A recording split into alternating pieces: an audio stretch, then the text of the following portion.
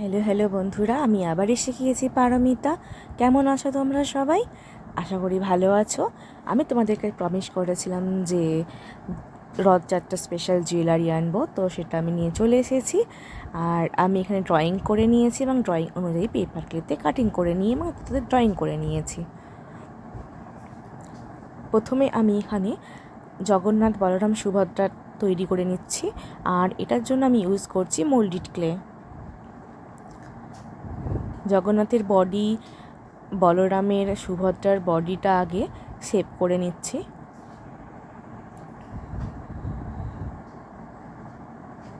Clay দিয়ে এবার মাথাগুলো করে নিয়েছি। একটা মাথা তোমাদের আমি দেখিয়ে দিচ্ছি, বলরামের মাথাটা করে।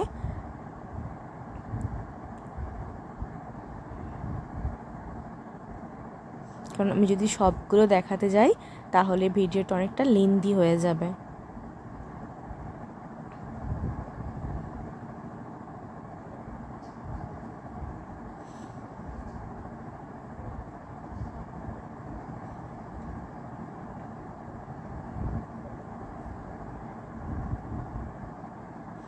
বন্ধুরা, তোমরা যদি আমার চ্যানেলে নতুন হও তাহলে সাবস্ক্রাইব করো আর বেল আইকনটা প্রেস করো। তাতে কি হবে, আমি যখন নতুন নতুন কোনো ভিডিও আপলোড করব জুয়েলারি মেকিংয়ে, তখন তোমাদের কাছে সেটা নোটিফিকেশান চলে যাবে, তাহলে তোমরা সেটা মিস করবে না। আমি এখানে একটা পেনের মুখ ইউজ করছি চোখটা করার জন্য।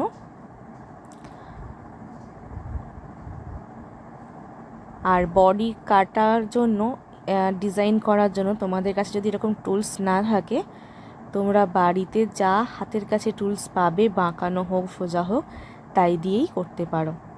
আমি এটা দিয়ে করছি মানে তোমাদেরকেও এটা দিয়েই করতে হবে তার কোনো মানে নেই। তোমাদের হাতের কাছে যা পাবে তাই দিয়ে তোমরা করবে। আর এই টুলসটা তোমাদের কাছে না থাকলে তোমরা কোনো মোটা রিফিল মাঝখান থেকে হাফ করে কেটে সেটা দিয়েও ওটা করতে পারো। আমাদের বডিগুলো তৈরি হয়ে গেছে, এবার আমরা হাতের কাটিং করব। আমি এক্ষুনি হাতগুলো জোড়া লাগাবো না, আমি জাস্ট দেখে নিচ্ছি কোথায় কিভাবে বসাবো আমি।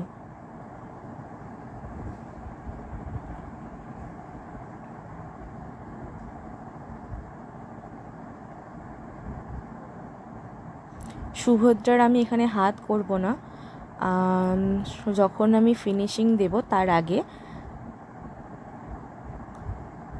কানের দুলের মতো করে দেব।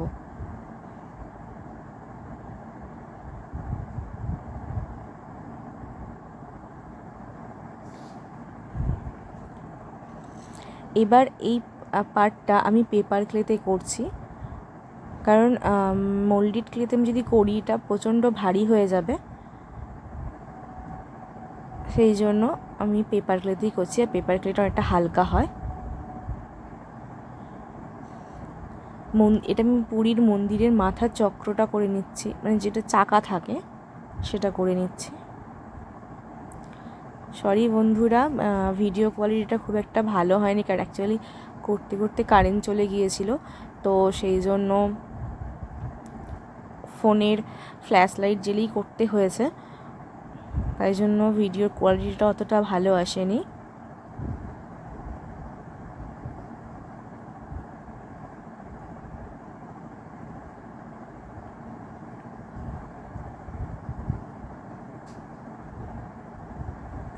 মন্দিরের যে ভাঁজে ভাঁজে যে মানে ভাঁজগুলো যেটা থাকে বা মন্দিরের যে কাজগুলো থাকে সেগুলো এইভাবে করে নেব। আমি এর আগে কোনোদিন জগন্নাথের এরকম জুয়েলারি বা নেকলেস বানাইনি, এটাই আমার প্রথম। তাই কেমন হয়েছে কমেন্টে জানিও।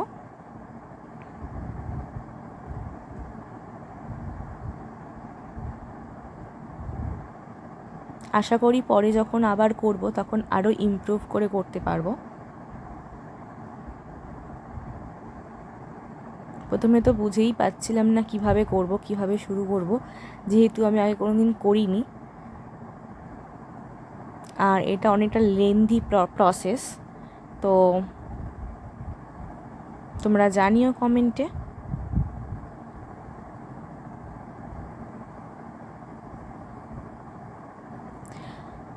ফিগারগুলো দিয়ে দিয়ে দেখে নেব কোথায় কতটা আসবে না আসবে, না হলে পরে যখন শুকনো হয়ে যাবে তখন ফিগারগুলো বসাতে গেলে তখন আর ঠিক করে বসবে না। তাই এখন থেকেই ফিগারগুলো বারবার বসিয়ে বসিয়ে দেখে নেব করার সময় কতটা আসছে না আসছে। তোমরাও এভাবেই করো। মন্দিরের বাকি পার্টগুলো করে নিচ্ছি আস্তে আস্তে।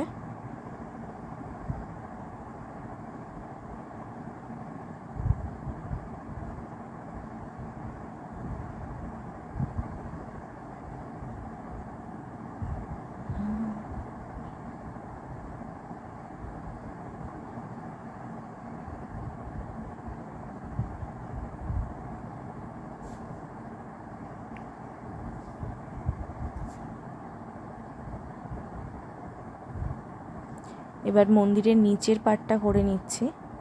নিচের পার্টটা আমরা পুরো করব না, কারণ অর্ধেকের বেশি জায়গাতে বলরাম দেব থাকবে, তো সেই জন্য যেটুকু দেখা যাবে সেইটুকু পার্টই করব। এরকম টুলস দিয়ে ইমপ্রেশন দিয়ে নেব, আর যেখানে যেখানে বেড়ে গেছে সেখানে ঠিক করে নেব। আবার বসিয়ে দেখে নেব কতটার মধ্যে আসছে। এবার আঠা দিয়ে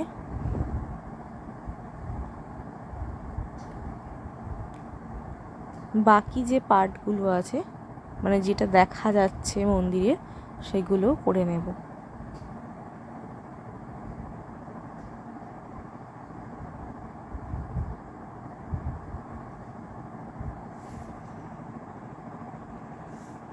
উপরে চূড়োর আরেকটা যে পার্ট ছিল বাকি ছিল সেটাখানেও করে নিচ্ছি।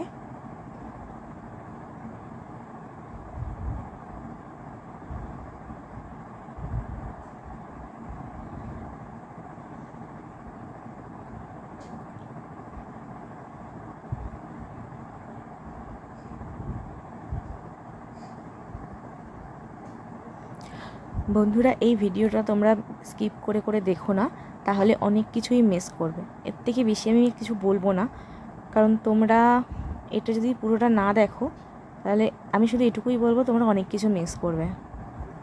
এবার পিছনে যে রথটা করেছি, রথের সামনে যে ডেকোরেশনের পর্দা থাকে সেটা করে নিচ্ছি।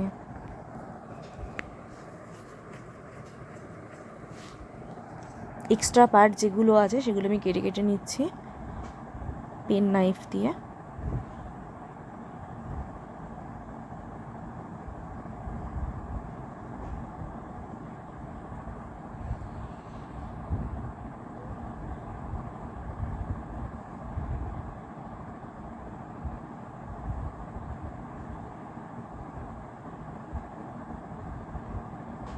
তোমাদের কাছে এরকম টুলস না থাকলে তোমরা ছুরি দিয়েও করতে পারো, অথবা ঘরে এরকম বাঁশ দিয়ে কেটে এরকম বেন্ডিং করে নিজেরাও বানিয়ে নিতে পারো।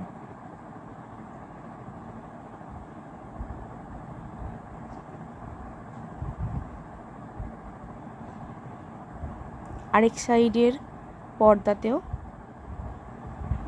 সেম ডিজাইন করে নেব। আবার একটু বসিয়ে দেখে নিচ্ছি কতটা আসছে না আসছে। তোমাদেরকেও এইভাবে বারবার বসিয়ে দেখে নিতে হবে কতটাতে আসছে, না হলে যখন শুকনো হয়ে যাবে তখন তোমরা বসাতে পারবে না।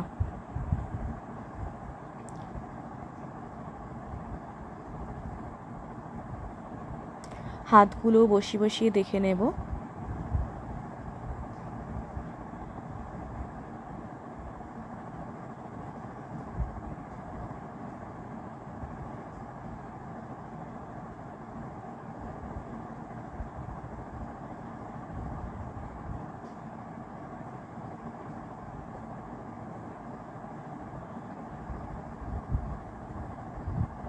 এবার চূড়াতে পতাকা লাগানোর জন্য পিনটা আঠা দিয়ে এরমভাবে লাগিয়ে নেব।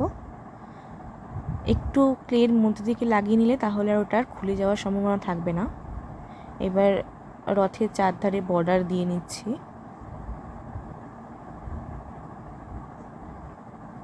তবে আমি এই রথে চাকা করব না, আমার মনে হয়নি চাকা করার কথা। তোমরা বলো কমেন্টে চাকা করলে ভালো লাগতো কি না।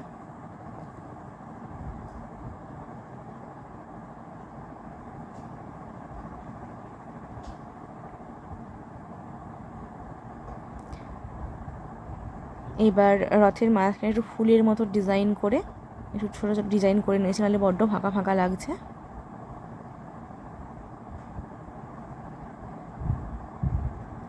আর এইটা হচ্ছে ফার্স্ট পার্ট।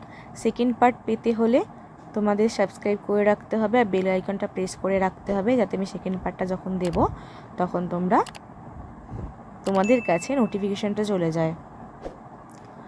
আর সেকেন্ড পার্টে শুধু কালার নয়, মানে আরও অনেক কিছু ফিনিশিং আছে।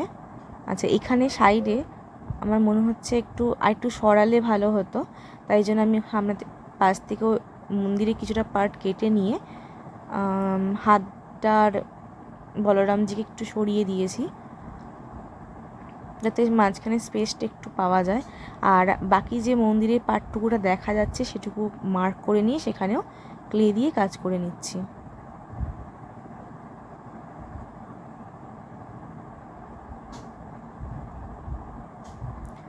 এই ভিডিওটাতে প্রথম থেকে শেষ পর্যন্ত পুরোটাই প্রচুর শেখার আছে, তো তোমরা যদি ভালো করে শিখতে চাও তাহলে স্কিপ করে করে দেখো না, পুরোটাই দেখো।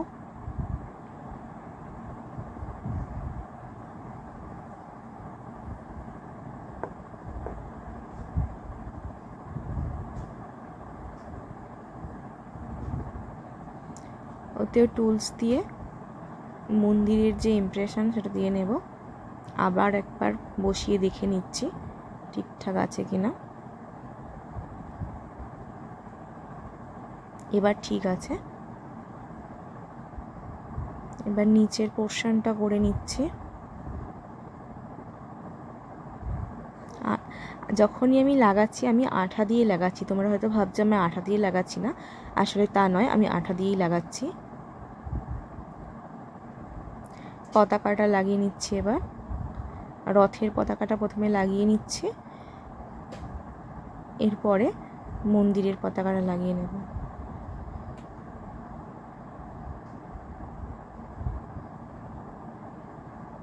বাকিটা আপনারা পার্ট 2-তে পেয়ে যাবেন, বাকি টিউটোরিয়ালটা। Thank you.